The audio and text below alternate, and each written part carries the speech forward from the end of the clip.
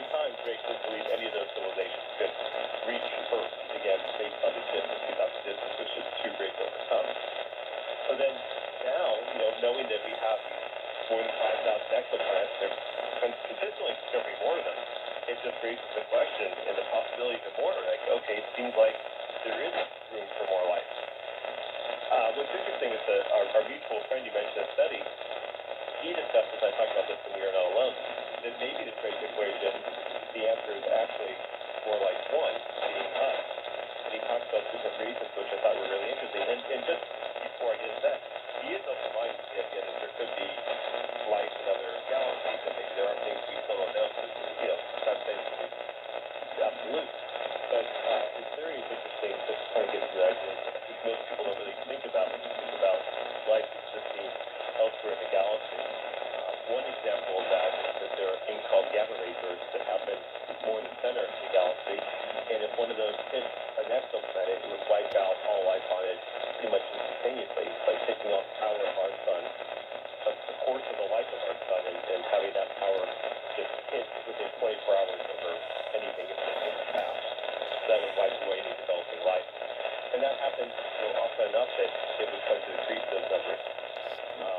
And he also talks about kind of how lucky we are as human beings that we exist, and how much chance there is that we're even where we are now. Which is, when you think about it, it's pretty fascinating. I mean, if an asteroid gets hit the Earth, or meteorites hit the Earth, they wipe out dinosaurs, and a few mammals did hide and survive and evolve into us. We might not be here. There you go. And the fact that we live above land, and we can look up at the heavens, and wonder these things is also kind of unique. If you look at other creatures that have intelligence, like dolphins and orcas, they have intelligence, but they're underwater, and they don't have the opportunity to look up at the sky. So just the very nature of our existence is so incredibly unique. So he talks about that, and maybe we truly are the one unique species in the universe. And if that's true, we really do have a huge responsibility to maybe life spread from here. So, interesting thought. I love this way of thinking. To someone who is a UFO ET proponent, if they were to ask this question, sort of, why don't they land on the White House lawn? What possible explanation could you have for why do we only get these brief glimpses, occasional radar sightings, fuzzy photos? Why don't, if they're here, why don't they land and show themselves and declare themselves? What could the answer to that be? Well, this is such a good question. And, there's, I guess, a few answers you could say. One is, why are they coming here in the first place? Are they interested in communicating with us? It would seem not, because they could have done stuff, right?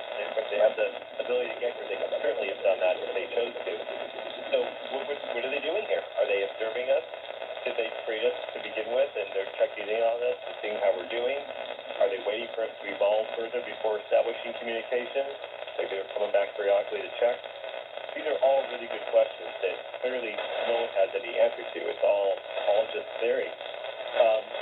Are they concerned that we would respond poorly to them, which we probably would? Yeah. We're not the most welcoming of species.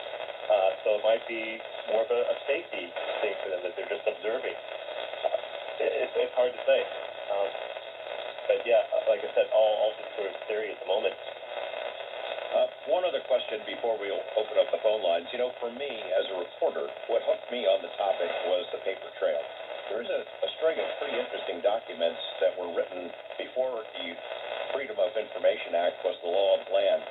Very candid discussions in between different military organizations and folks behind the scenes in which they discuss UFOs and ETs and this mystery in very candid, frank terms that changed once FOIA became a law, in which they say it's not visionary fictitious, it's real, it's not us. We don't think it's us, it might be from somewhere else. Project Sign was really an active and honest investigation that got quashed. It became Grudge, which became Blue Book, which was largely a public relations exercise. That lack of honest investigation and the fact that behind the scenes the military and government officials were saying something else than what they were saying to the public is what got me going down this road. And how far down that UFO trail rabbit hole did you go? I definitely went down it. I mean, it is fascinating. There's some great comments, like you said, where they're acknowledging that there is a phenomena, and they basically are calling them, UFOs without using that term exactly, but they're basically acknowledging that there's something coming that they can't identify at all. And then, of course, like you said, that kind of starts getting explained away quickly. This Project Blue Book evolved from Greg, especially as well. They really didn't want to acknowledge anything as being a UFO, but find any explanation you possibly can. The Robertson channel kind of helped promote that idea as well in the early 50s. Kind of put together by the CIA for ways to understand the problem and then get rid of the problem, really. Robertson panel basically asked Blue Book to just please explain away everything where we don't want mass hysteria, we don't want panic, and they actually believe that too many UFO reports were distracting the Air Force from its regular duties, and this might actually become an issue that they're looking into too many UFOs, not paying attention to basically more issues. So, I mean, yeah, they were trying to just get rid of it because they didn't want to deal with it. They didn't know what it was, and that's not a way to get in. A lot of people think Arrow's doing the same thing. That's a discussion for another time. We're going to take a call before the break. Bill in L.A. Hey, Bill, you're on the air. What's going on? Hey, George. As a former newspaper writer myself, I'm more skeptical about SETI and government disclosure than I am about UFOs. And I think SETI actually stands for Search for Extra Taxpayer Income. I don't think the guy you're talking about is the guy I've had a couple of run-ins with on your show. But that guy, I won't mention him, recently wrote a book called Confessions of an Alien Hunter. And it's a phony title because he is not a believer that anything has ever come here. And I've noticed that he and his doppelganger debunker, Adam Frank, are starting to write these trendy books with alien in the title. And I think Frank has called a Little Book of Aliens. And I had a conversation with Adam Frank, a nice guy, about 10 days ago. But he definitely is a debunker. And he claimed that the Tic Tac videos are kind of choppy. And look, there are only 3 of them. And who knows when that F-18 radar was refurbished. I mean, they say outrageous things like this to try to get rid of the data, which is not the scientific method at all. You're supposed to explain the data in terms of a good theory, not just get rid of it. So I have severe doubts about government disclosure, and I want to comment on something Mark said about disclosure. He said, I think a few years ago, the government would not have admitted some things that it admitted recently, and I just want to point out, as a history teacher, that good old Harry Truman came forward in 1950, as we know, on camera, and said, hey, the Joint Chiefs and I discussed flying saucers every chance we get. And look what happened after he did that. It's been a nonstop campaign of debunking from every government source since then. But the good news is we really don't need the government to believe that there's evidence that we are not alone. So that's the good news. I have to agree with you, Bill. Mark, I'm sure you want to weigh in on some of that. Yeah, I agree. It is weird to just throw data away. That's not the idea at all.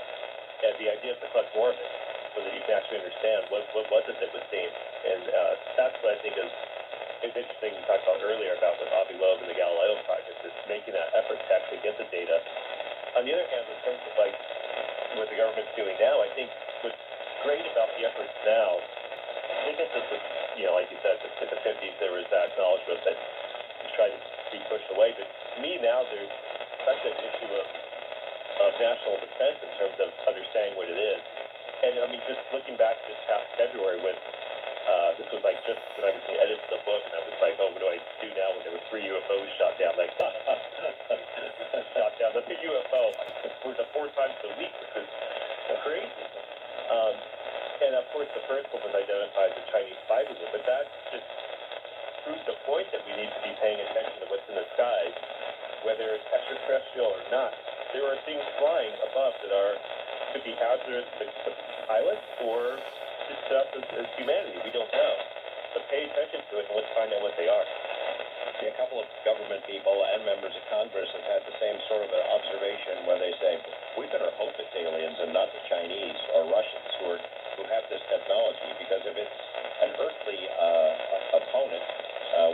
trouble. And that technology